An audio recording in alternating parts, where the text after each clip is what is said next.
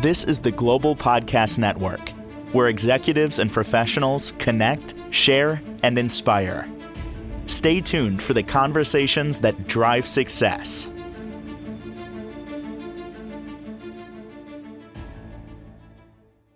And welcome back, everybody. I've learned so much. We've learned so much ever since we've had her on this podcast. And the one thing that stands out for me when it comes to our dogs is that we look at them like they're humans. Yeah, they're family members. We love them, but we treat them like humans out of love, but they're not. They're dogs.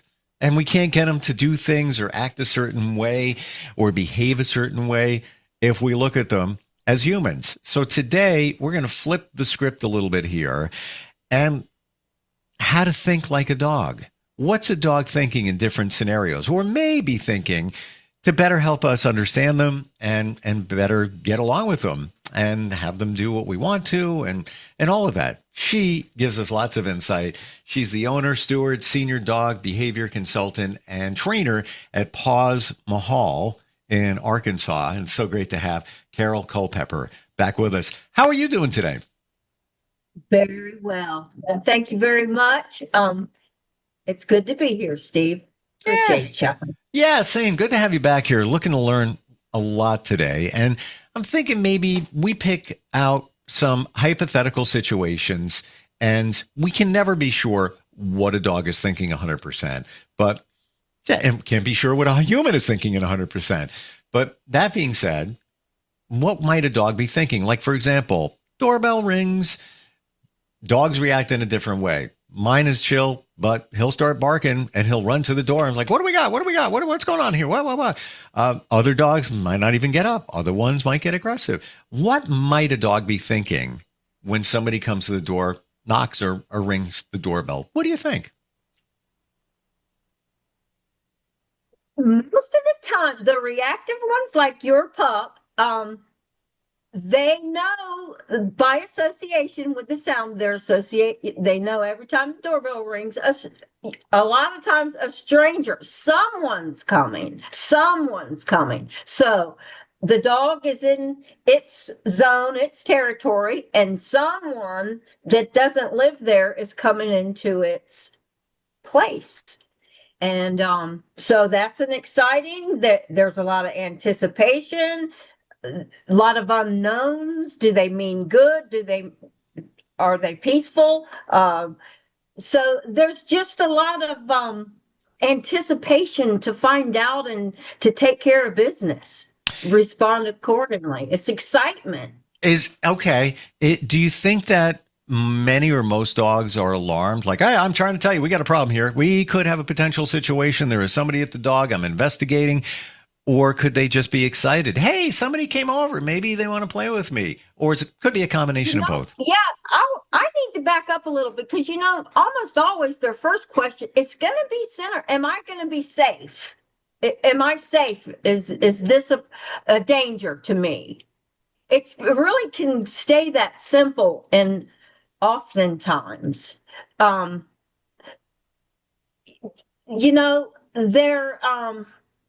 it's hard to just isolate one thought, because, the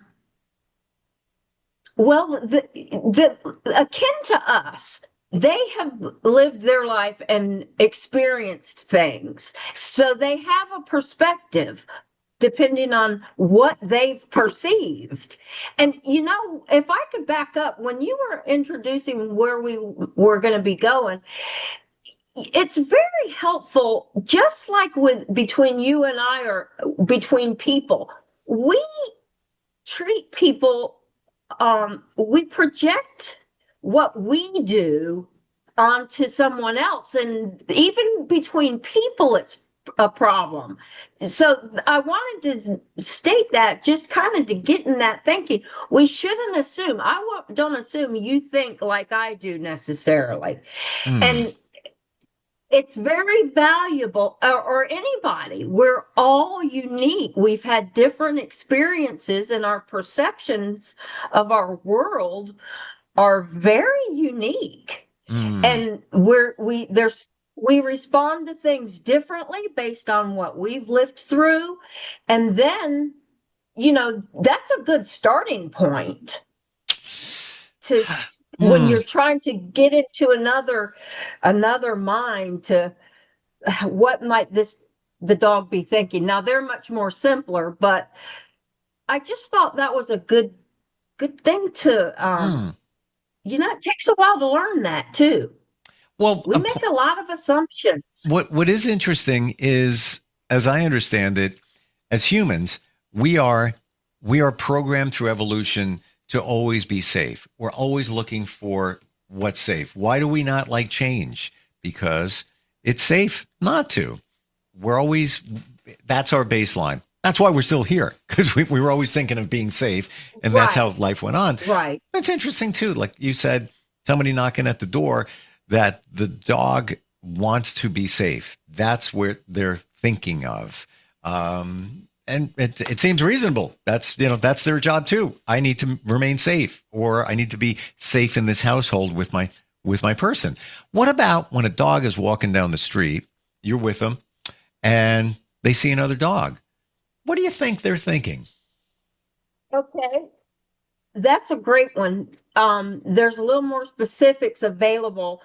The same question is always at the base of their mind.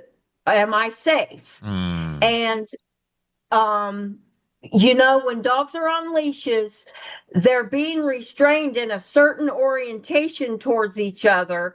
And to approach another dog at certain, like if you're coming head on to a strange dog, to a dog, that is an aggressive, dangerous position to be presented. They can't read the body language because they can't see them from the side. Their perception is very limited and bound. So they feel trapped automatically. They're on a lead, so they're not free to flee. If it's not safe, they can't run. And see, a lot's going on up there. Dogs orient themselves to communicate to another dog how they're feeling. If their tail goes up, that's saying I'm on alert. And if it's real stiff and really short little wags, he's highly alert. And the tension is just that tension. A stiff, high posture that's not friendly. That's on guard and ready to take care of themselves. So I'm getting, you know what? I have to tell you, Carol, and I'm embarrassed to admit this, but I never thought of when your dog is on a leash and they see another dog, the dog could be thinking, I can't run. I'm on a leash. We got a problem here. I never even thought of that. Right. Oof. Yeah. Wow. And then again, see, it's like having a blindfold on them partially, because they can't get the information by sight they need to see what that dog is saying. We talk and talk and talk, but they do not. And we can't get that out of our heads. We think if we provide them with more words, they should know what we mean. And that's just ridiculous, because they don't have language of words to communicate with the world, with each other. They communicate by body posture, pheromone sense, so sounds, sure, growls, and tones of growls have some specific meanings, but you surely you see what I mean. We can't get out of language. We need to talk, and they need other signals. Yes. Wow. I can't imagine what might be going on, but my dog will only bark. Maybe 10 dogs could walk by different times. It'll only be one dog, maybe two. And he reacts differently. And I always wonder, I try to get in his head, well, what's going on with that dog, but not all the other ones? You never said a word. You never even reacted. You just kept walking on. So I try to get in his head and see what he's seeing, see what he's thinking. So here's the answer to your question there. What is my dog thinking? Here's how you find out, Steve. How do you think like a dog? Look at what he's looking at. Look at the other dog and see how is that other dog, what's that other dog's posture? What's that dog doing? And just observe, be real quiet and observant. And then look at if your dog's barking, that dog over there is doing something that's got your dog alerted, that he's got to communicate with him by a bark. You see where I'm observing more of what the dog's looking at and realizing what is the trigger, what is what is going on that's causing what my dog's doing. It was a German Shepherd the other morning. And my dog's like 24 pounds. He was just like, he needed it known that I see a dog and I'm making noise. And I'm like, and I can't tell him to be quiet. I actually have to bend down a little bit and pet him. It's like, okay, be quiet. It's good. We're good. We're good. And it's early in the morning and I don't wake people up. And I also don't want to add any stirring to the other dog and their person. It seems like it was a bigger dog that mine reacted to, as opposed to some of the littler ones. That's definitely one thing that is very possible and very common.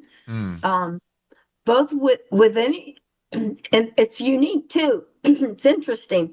Some large dogs will get along with small dogs, but be alerted by other large dogs. There's all kind of combinations, unique relationships all across the board.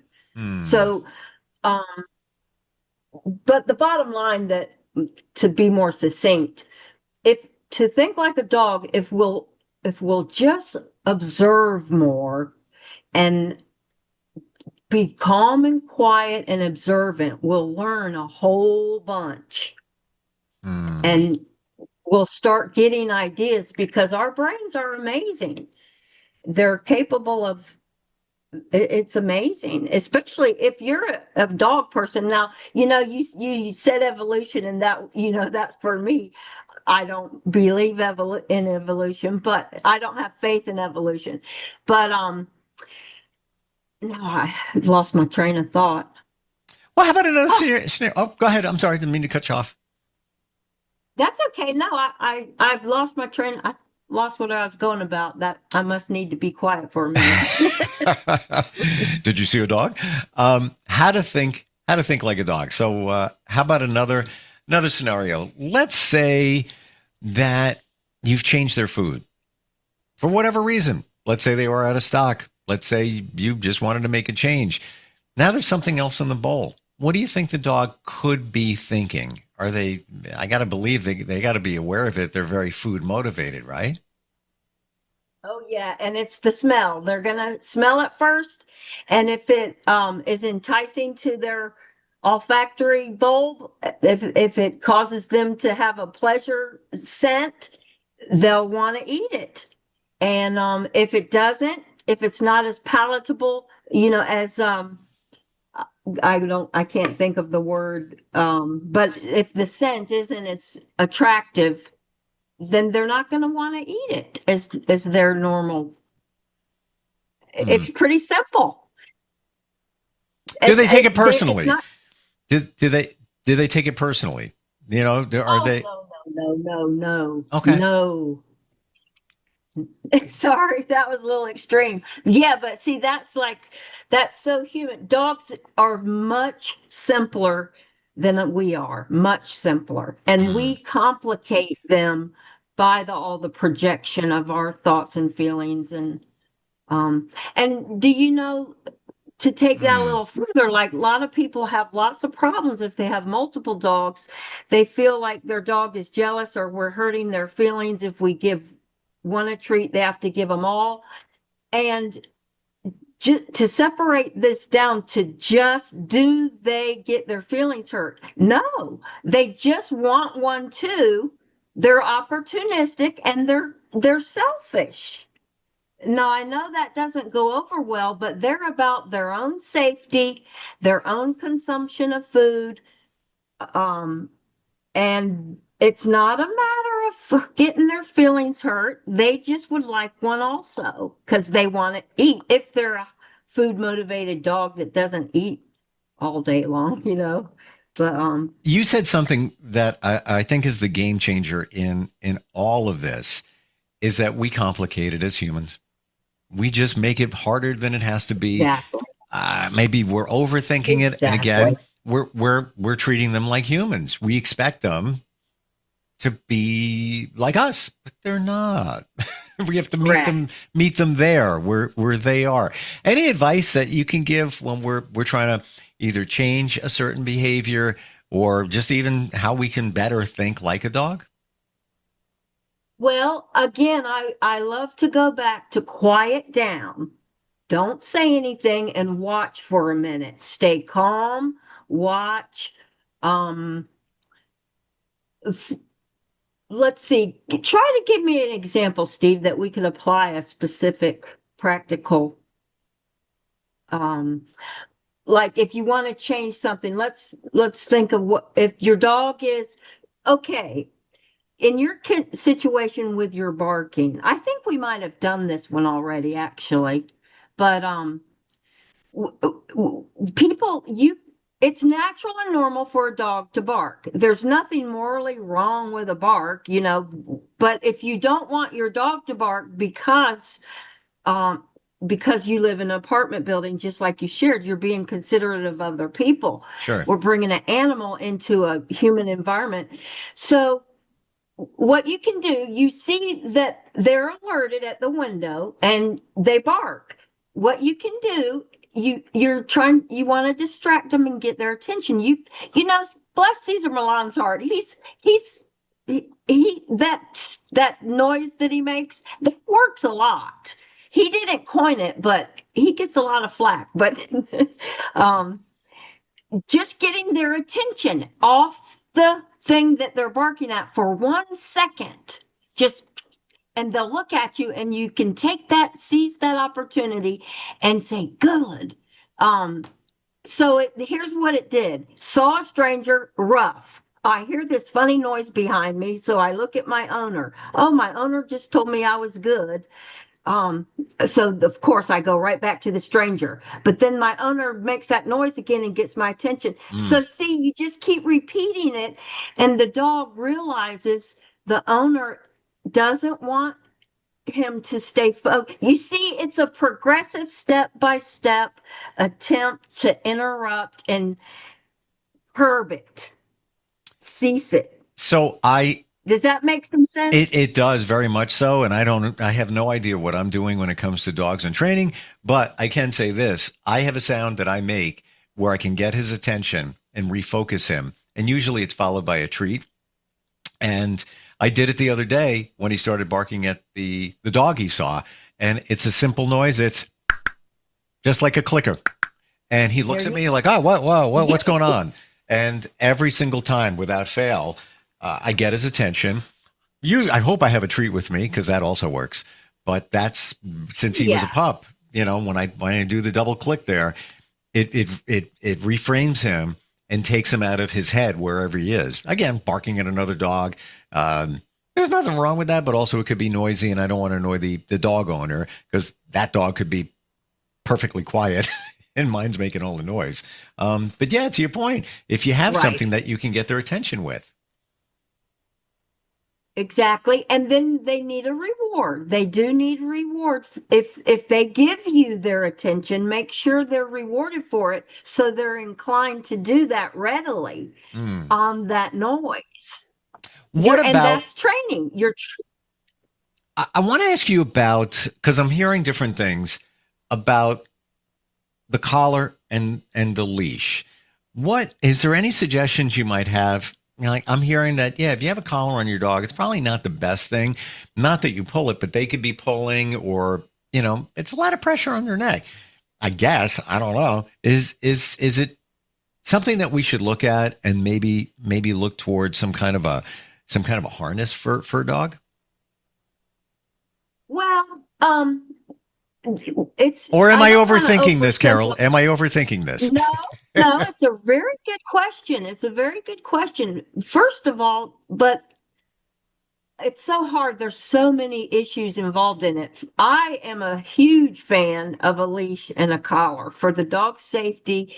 And if you'll work with a dog from the get-go, or whenever you get your dog, or whenever you decide you want to change things, and train it properly to respond to the pressure, you can do that. Now, it takes time and patience. And those are the two resources that people don't readily want to use. It's simple, but you just train the dog when they feel pressure on their neck to yield. And there's lots of ways to do it.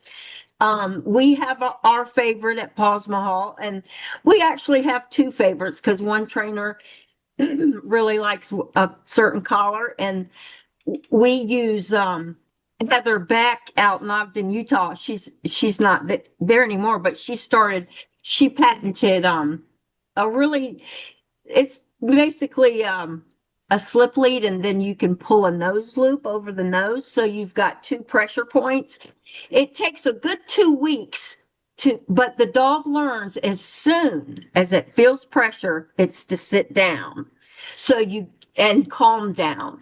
So you start there, and you can get a dog that, if you'll practice every day and work with it, they will respond to the collar. You can't just slap a collar and a leash on a dog that hasn't been trained and expect it to go perfectly well.